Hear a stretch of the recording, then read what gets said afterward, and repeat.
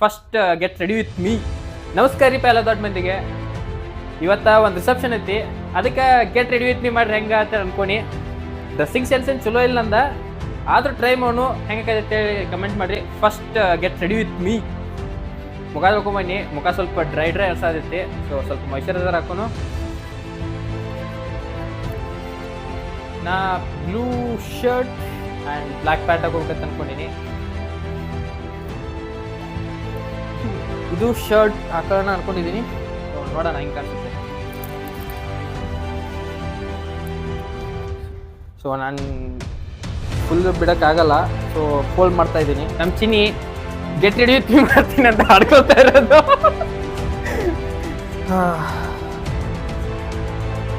Shirt ಮಾಡುವ ಈಗ. Shirting ಆಯಿತು. So fitting pant fitting shirt ಇದ್ದರೆ ಸ್ವಲ್ಪ ಚೆನ್ನಾಗಿ ಕಾಣಿಸುತ್ತೆ.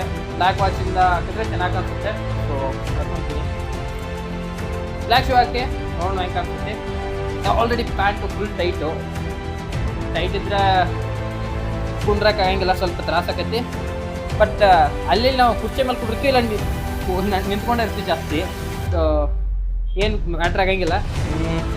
ಇನ್ನೊಂದು ಫೋಲ್ಡ್ ಮಾಡೋಣ ಇದೆ. ಈಗ ಹೇರಕ್ಕೆ ಹೋಗಿ ಮಾಡಿಲ್ಲ ಇದು ನೋಡ್ರಿ. ನಾನು ಫೈನಲ್ ಹೊಟ್ಬಿಟ್ಟೆ. ಹಿಂಗೆ ಕಾಣ್ಸಾಕತ್ತೀನಿ. ಹೆಂಗೆ ಕಾಣೋದಿರ್ತೇಳಿ ಇಲ್ಲಿ ಫಿಟ್ಟಿಂಗ್ ಎಲ್ಲ ಕರೆಕ್ಟ್ ಅದಾವ. ಬಾಡಿ ಫಿಟ್ಟಿಂಗ್ ಐತಿ. ನಾನು ಸ್ಟಿಚ್ ಮಾಡಿಸಿ ಹಿಂಗೆ ಕಾಣಿಸ್ತಾವ. ರೆಡಿಮೇಡ್ ತೋರೋ ಸ್ವಲ್ಪ ನಾವು ಕಾಣಂಗಿಲ್ಲತ್ತೆ ಕಲ್ಸ್ಕೊತೀನಿ ಎಲ್ಲ ಕೂಡ.